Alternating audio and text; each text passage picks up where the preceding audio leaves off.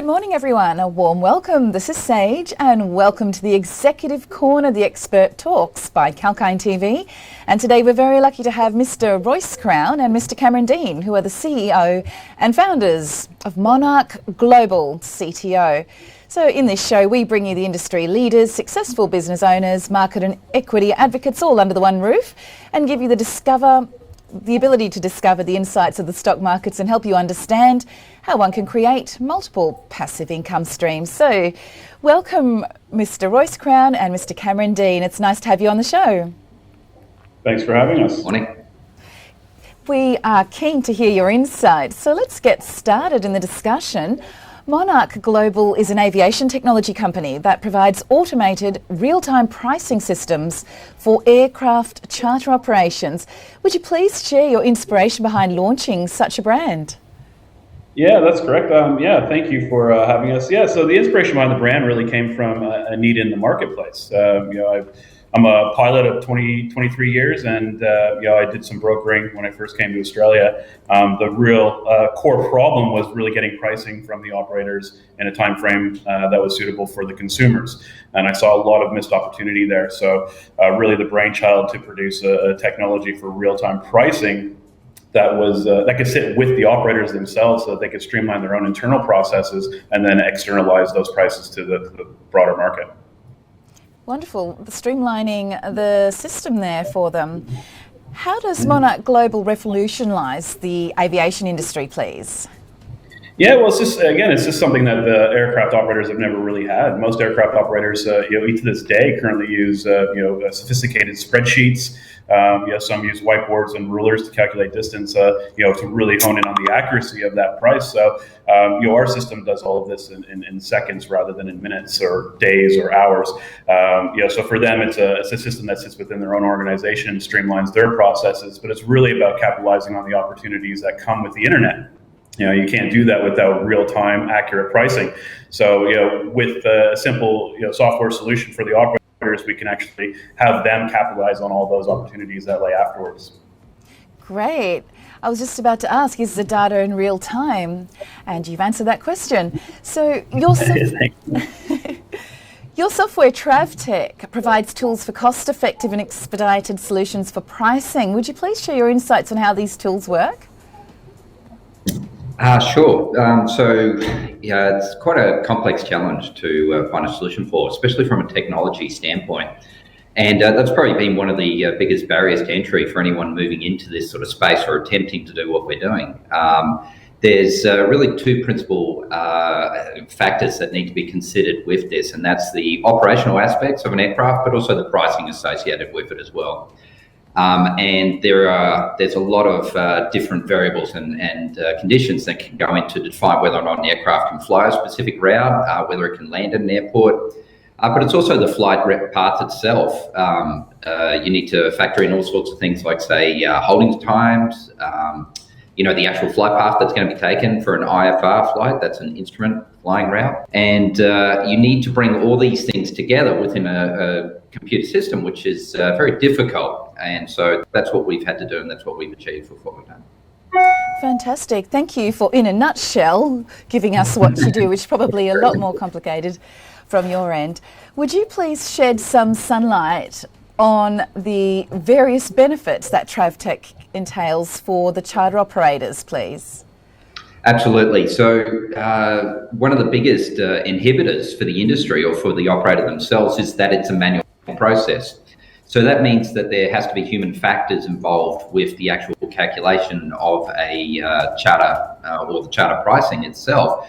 And that has with it all the disadvantages that are associated with that. So, what happens if one of the individuals who's responsible for the pricing leaves the company or is unavailable, as well as this disengagement between the different individuals. If there are multiple people doing it, they may apply their rules differently. So by having all that information contained within one system in one location, that enables a business to have a consistent policy or principle being applied to their pricing models. And they can control that themselves as whenever they want and however they feel. Great. Sounds really democratic in that sense. Very important aspect to pricing globally. So Royce, apart from TravTech, what are the other tailored charter services that you provide? Yeah, well, we provide a range. Our technology is really the bridging the gap between brokerage and the operators and their internal operations as well. I think it's more about the services that are included in charter. Most people think charter, their brains automatically go to the big end jet with the multi-rich individuals flying all over the world. I think one thing that people don't take into consideration is what charter actually is. You have two things when it comes to aviation, and one is a scheduled service, which most airlines are known for, and that's flying on a schedule with passengers on board. But charter really is an all-encompassing non-scheduled service. So this could range from medevac to organ transport, cargo and freight, and passenger travel as well, whether that be on a big scale like repatriation flights, which is something that we did last year and continue to do, or the rich and the famous flying around the world, like movie stars coming to Australia to do some filming. So it's really an all-encompassing industry. And our software solves all those problems by automating the pricing for that non-scheduled service. Thank you so much for your insights, because it's obviously information that you don't really have access to as a layman or outsider from the industry. So your services range in 3 different pricing, Cameron. How do these prices differ, and what facilities does each provide to its subscribers, please? It's actually a bit more than 3. It's really, it's entirely up to the operator how they want to define the pricing model themselves, and we don't dictate that or control it. So what I mean by that is you have different components that go into the pricing. It might be things such as the fuel costs that are associated with the flight, maybe airport fees, whatever those fees might be. And the operator can choose how they want to utilize those different pricing points, so to speak.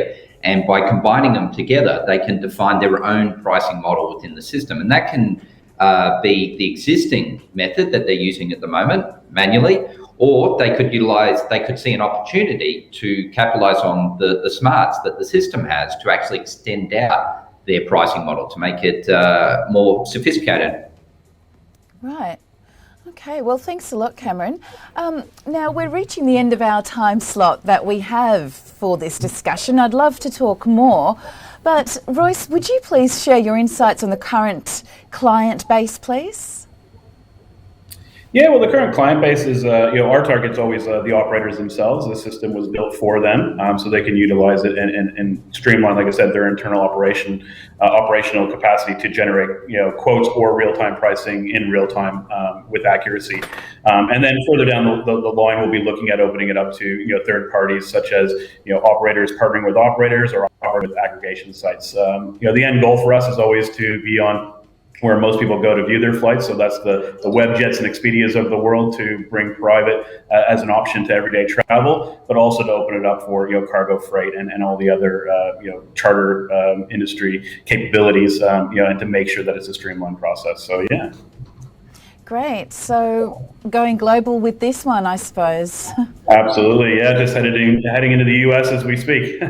Fantastic. So Cameron, just before we wind up here, would you please share your thoughts and insights on how operators capitalise on their opportunities that come with automation?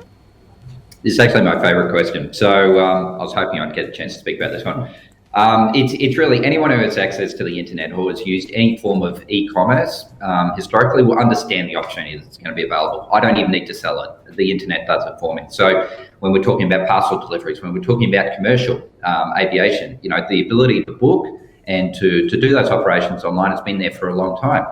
This doesn't exist for this industry. You can almost say it's operating in the past, in a history that doesn't exist anymore for a lot of other industries. So we're bringing this industry into the future, whereby they can utilize this e-commerce space for all these new opportunities, and that's huge. And that's huge for the operator. That's huge for the customer, and we're very excited about that. Absolutely. It sounds like a very exciting space, and even one that I'm having to stretch my mind to understand exactly what's going on here, but sounds wonderful. And just before we go, Royce, especially the aviation industry has suffered a lot during the last 12 months with the downturn and COVID-19 restrictions. How have you managed to not only sustain but grow Monarch Global, just before we go? Oh, that's a great question. And it's really that difference between a scheduled service and a non-scheduled service. So during the pandemic, scheduled services obviously took a massive hit. But in comparison to that, the non-scheduled service actually had a huge inflation globally, and that really came down to cargo and freight flight opportunities and the ability to generate accurate pricing for a non-scheduled flight from, say, China to Melbourne, or say India to the U.S.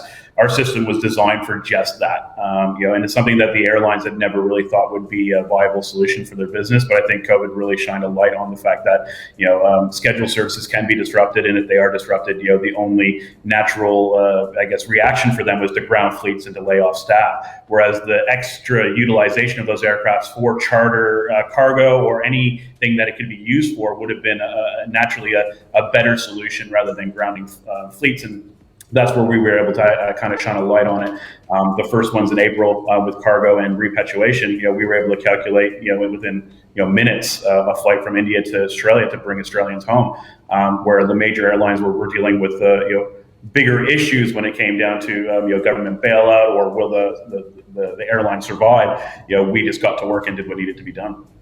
Exactly. I think the last time we had a global pandemic, there wasn't an aviation industry developed the way it has. So that's right. Yes. Yeah. Really appreciate your time and thought that you've given our discussion today. And viewers, if you're just joining us, we've got Royce Crown and Cameron Deane from Monarch Global, the CEOs and founders. And if you'd like to watch the full interview, it is available on our YouTube video, Calkine Media. And again, the valuable insights were shared to us today from the CEOs and founders of Monarch Global, and we thank them again for their time. And as we say here, stay apprised and invest wise with Calkine.